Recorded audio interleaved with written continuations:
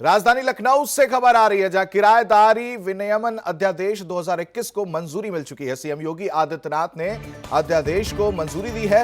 मकान मालिक किराएदार के बीच विवाद सुलझाने के लिए यह आदेश हुआ है। मकान मालिकों के लिए किराएदार के साथ अनुबंध करना अब अनिवार्य हो गया है। बिना अनुबंध किराएदार रखना अब प्रतिबंधित होगा। अनुबंध पत्र किराया प्राधिकरण में जमा कराना होगा। मकान मालिक मनमानी तरीके से किराया अब नहीं ले पाएंगे। सालाना 5 से 7% ही किराया बढ़ाया जा सकेगा। किराएदार मकान मालिक दोनों के हितों की सुरक्षा के इसमें प्रावधान है।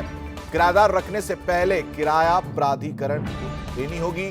सूचना अध्यादेश में ऐसी व्यवस्था की गई है कि मकान मालिक नहीं बढ़ा सकेंगे। इसके अनुसार आवासीय पर 7% और गैर आवासीय पर 7% सालाना किराया बढ़ाया जा सकता है। और इस घर पर ज्यादा जानकारी के साथ हमारे संवाददाता संदीप खेर हमारे साथ जुड़ चुके हैं। संदीप, एक अच्छी खबर किराएदार और मकान मालिक दोनों के लिए। अब इस तरह का विवाद जो देखने को मिलता था मकान मालिक और किराएदार के बीच, अब शायद ना देखने को मिले।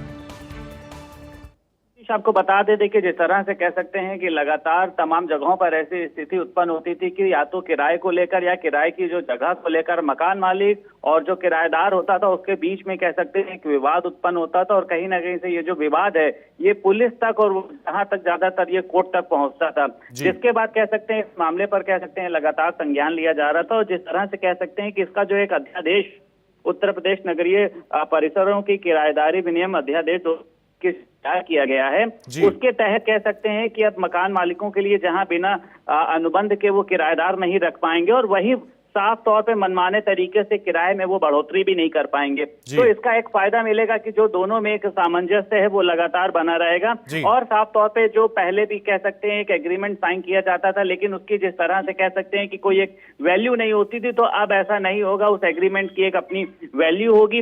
वहीं साफ तौर पर वो अपना मनचाहे तरीके से किराए को नहीं बढ़ा पाएंगे। और अगर आवासीय भवन के किराए की अगर हम बात करते हैं तो 5% ही वो प्रति वर्ष बढ़ा सकेंगे और गैर आवासीय की अगर बात करी जाए तो वो 7% ही किराया बढ़ा सकेंगे। तो कह सकते हैं कि राहत के तौर पर इस खबर को देखा जा रहा है। और साफ तौर पे किराएदारों के लिए कह सकते हैं कि एक राहत की खबर है कि जहां उनके साथ परेशानी रहती थी कि मकान मालिक उनको घर से बाहर निकाल दे रहा है, मकान मालिक किराया बढ़ा दे रहा है, तो उन चीजों से कह सकते हैं छुटकारा मिलेगा। वहीं पर मकान मालिक को भी कह सकते हैं कि राहत है कि जो किराएदार देखा जाता था कि अक्सर मकान में तोड़फोड़ कर देते थे, तमाम तरह के बदलाव कर देते थे, उसके लिए भी वो कह सकते हैं। संदीप, एक चीज और जानना चाहूंगा आपसे कि उस जो सूची है उसमें क्या कुछ मेंशन किया गया है कि हाँ ये नियम होगा, इसका पालन होगा, क्या कुछ वो नियम है वो मैं जानना चाहूंगा।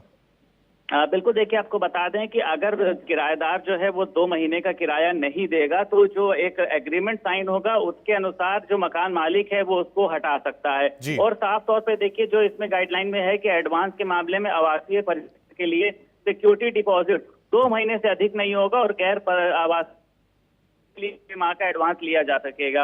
और साफ तौर पे देखिए कहा गया है कि जो भी किराएदार रखने से पहले मकान मालिक को इसका जो सूचना है वो किराया प्राधिकरण को देना। क्योंकि देखिए लगातार देखा जाता था कि मकान मालिक किराया लेते हैं लेकिन उसकी जो सूचना है वो कहीं से जमा नहीं हो पाती। तो साफ तौर पे उसका कह सकते हैं कि जो एक नुकसान वो विभाग को उठाना पड़ रहा था। इन्हीं सभी तमाम चीजों को देखते हुए कह सकते हैं कि सरकार ने मकान मालिक और किराएदार के बीच में जो अक्सर विवाद होते थे वो किराए को लेकर हो चाहे जगह को लेकर हो, उसको समाप्त करने की व्यवस्था के मद्देनजर इसको किया। जी संदीप, तमाम जानकारी के लिए आपका बहुत बहुत धन्यवाद। तो एक राहत भरी खबर मकान मालिक और किराएदार दोनों के लिए कि अब किराएदारी विनियमन अध्यादेश 2021 को मंजूरी दे दी गई है।